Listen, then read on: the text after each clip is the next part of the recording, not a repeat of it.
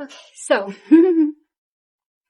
today I actually wanted to discuss raising a Bullmastiff puppy.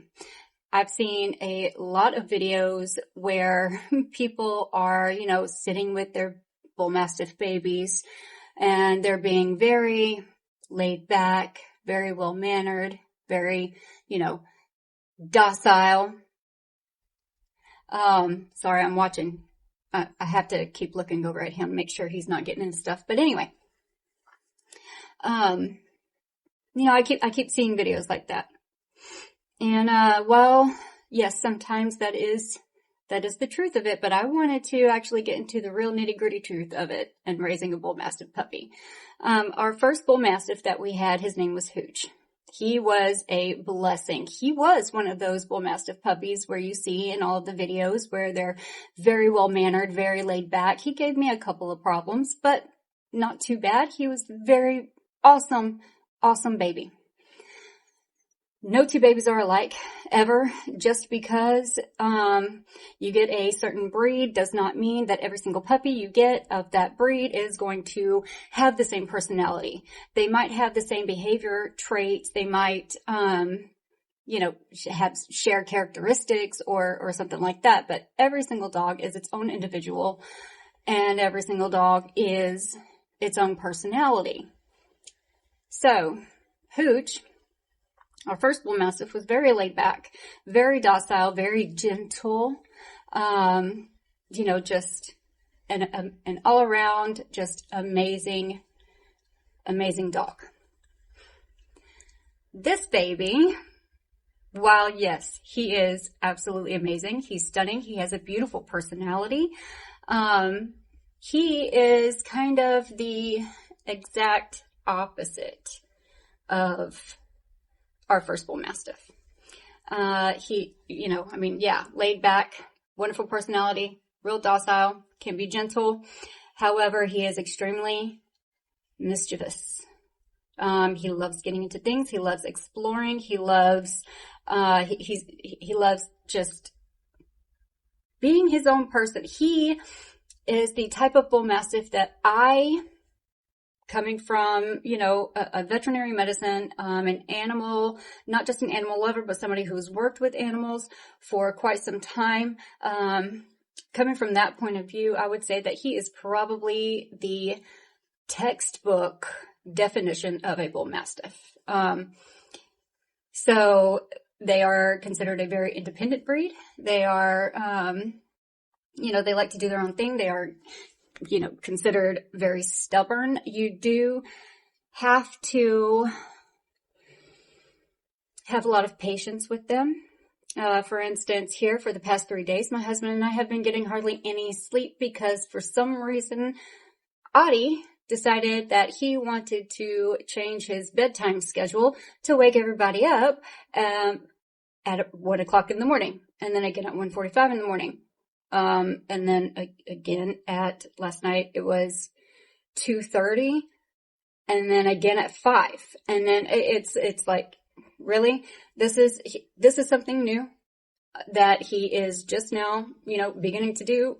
And I'm kind of going out of my mind because I'm tired. My husband's tired. Patience is kind of starting to wear a little bit thin. But I know all about the phases and everything.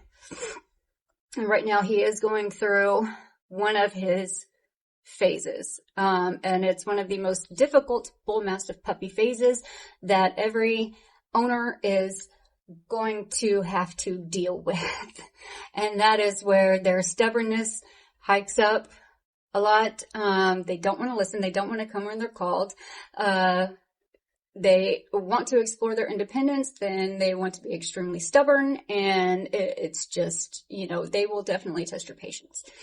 So, also, another thing that I hear a lot, and it is true for some, but again, you have to consider that every dog has its own personality. They are their own individual, like I've said before. And there can be laid back pups, very chill pups, very, I just want to cuddle and snuggle and be lazy and sleep all day and all of that, which is kind of typical for the Bullmastiff breed. However, there are also pups that are like my baby, who is getting into stuff. Audie, 1 second. Audie, come here. No. I froze this just now just because I wanted to say that they do not in any way, shape, or form usually respond very well to negative, really anything. Using a very positive voice versus a negative voice is a much better way to get your puppy to listen to you. In Audie's case, if I do speak to him with a negative tone, he's going to just ignore me, which is going to cause me to, get even more irritated. And I don't like being irritated with him. I don't like being frustrated with him. So it's always best to just go ahead and use a positive voice, a chipper voice, so that they're more likely to listen. There are puppies like this who, he's laid back. He's pretty docile. He's very snuggly. But at the same time, though, he is one of those puppies that he'll let you snuggle with him, but he's not necessarily going to come up to you and ask for you to snuggle with him. He has very high energy. Like right now, look at what these kids are doing.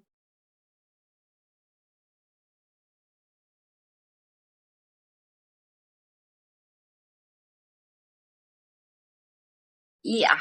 So, and Audie is the one that initiated that. So anyway, he's very high energy. My last Bullmastiff, he never barked. Ever.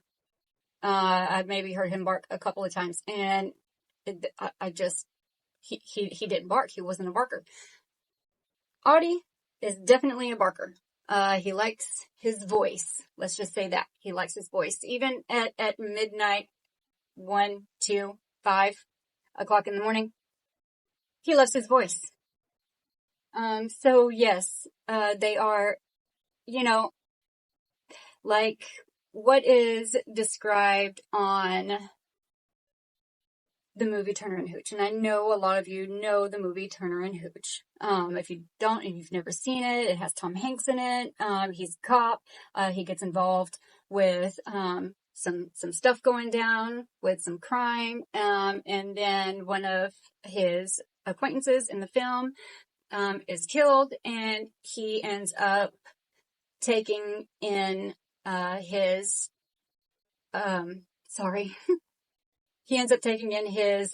Bordeaux, which is a French Mastiff.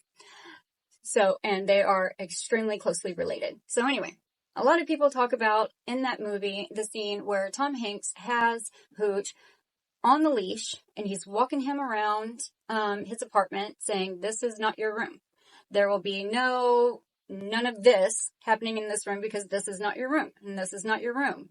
And then he finally shows him, where his room is going to be. And he says, "Yes, this is your room." And it is just like that. You have to do that with these types of puppies. Definitely setting boundaries, because they will push you around. They will push you around. They will try their hardest to, nope, come here, to make everything their own way.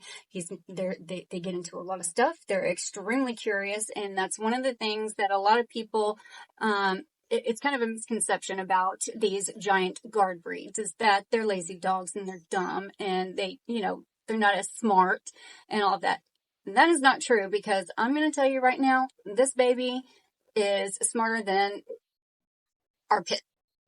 He picks up on things. He's only 4 months old, and he picks up on things that, Razor, has never picked up on. Will stay with me.